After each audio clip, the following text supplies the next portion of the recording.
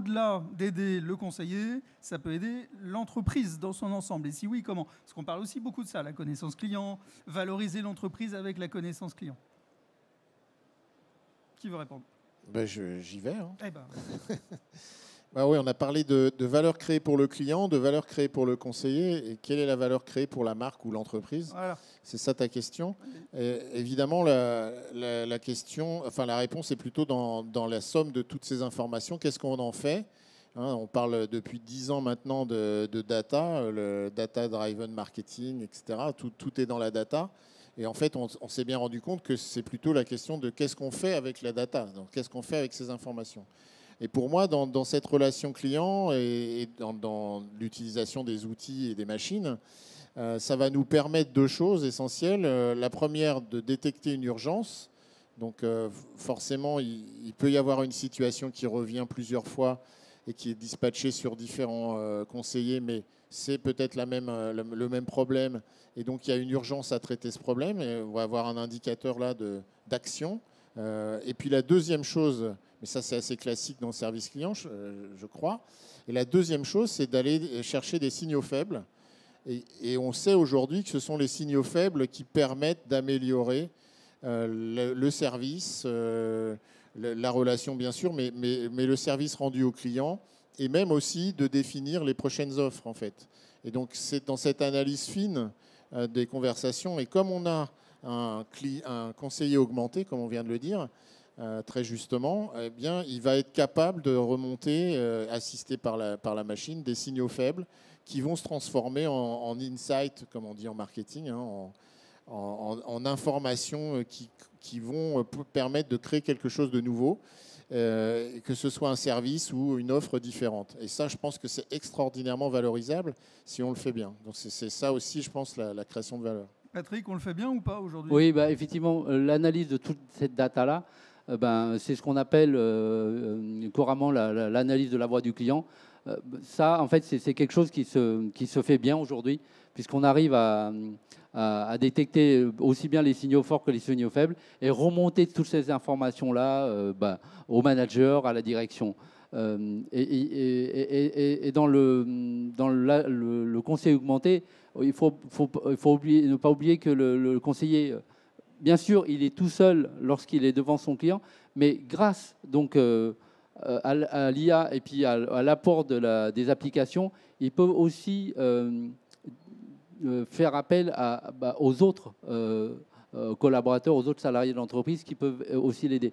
Donc, par là, je veux dire qu'un conseiller augmenté, il peut l'être par la techno, mais il peut l'être aussi parce que la techno permet de joindre ou de solliciter toutes les personnes de l'entreprise pour l'aider. Donc, rassembler l'information et la mettre à dispo, mais aussi rassembler les experts de l'entreprise pour la mettre à dispo du conseiller, ça aussi, c'est un challenge, en fait. C'est dans les deux sens. Vous avez la donnée, mais vous avez aussi l'humain qui est là derrière. Donc, quand on parle d'entreprise customer-centric, en fait, qu'est-ce qu'on fait? On doit mettre toute l'entreprise au service du client. Et toute l'entreprise, ce n'est pas simplement le conseiller du centre de service client, c'est aussi les experts qui peuvent aider le conseiller dans la réponse. Voilà. Pour te permettre de conclure, mais là, vraiment, s'il y a peut-être une chose, une in fine qui va sur l'IA, qu'on ne voit pas encore, qui n'a pas encore changé, vous vissez ChatGPT, le fait qu'elle peut me comprendre, etc. Donc, bon, ok, ça commence. C'est vraiment cette notion, ce que tu disais, de vue sur le monde, de statistiques, de qu'est-ce qui se passe dans ma société, qu'est-ce qui se passe avec mes clients, d'arriver à identifier, tiens, là, avec tous ces signaux faibles, il y a 50% qui vont résilier dans le mois qui vient si je ne fais pas quelque chose. Donc tout ça, c'est des choses dont on n'a pas l'habitude, parce qu'on pense que ce n'est pas possible. On cherche vainement à chercher une vérité dans des chiffres numériques. Non, voilà, 30% ont répondu, 10% ont dit qu'ils aimaient bien ça, 5%. Et donc, mais au final, on perd énormément d'informations, du sentiment des gens exprimés, des intentions, cachées ou pas, qu'on a dans toutes ces interactions. On ne l'exploite pas.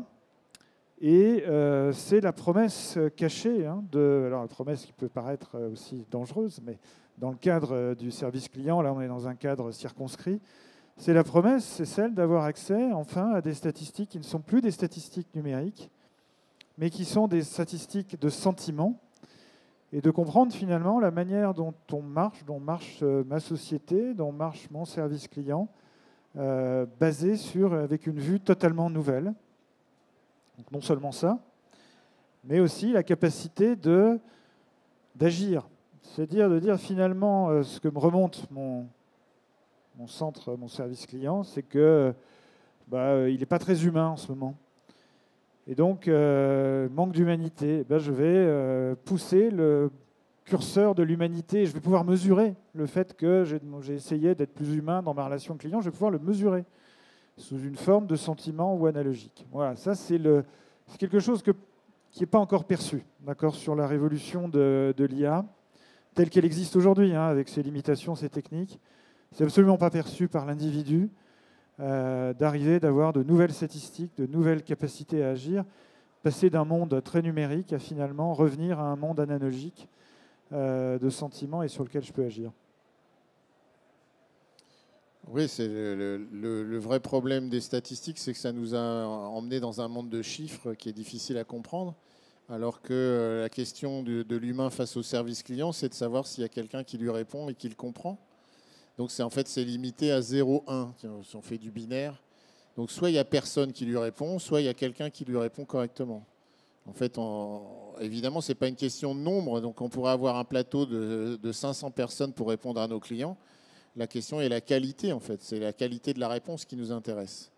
Et donc, on ne peut pas supprimer l'humain. C'est absolument pas notre intérêt, enfin, aucun d'entre nous, d'ailleurs. Et c'est surtout pas notre attente.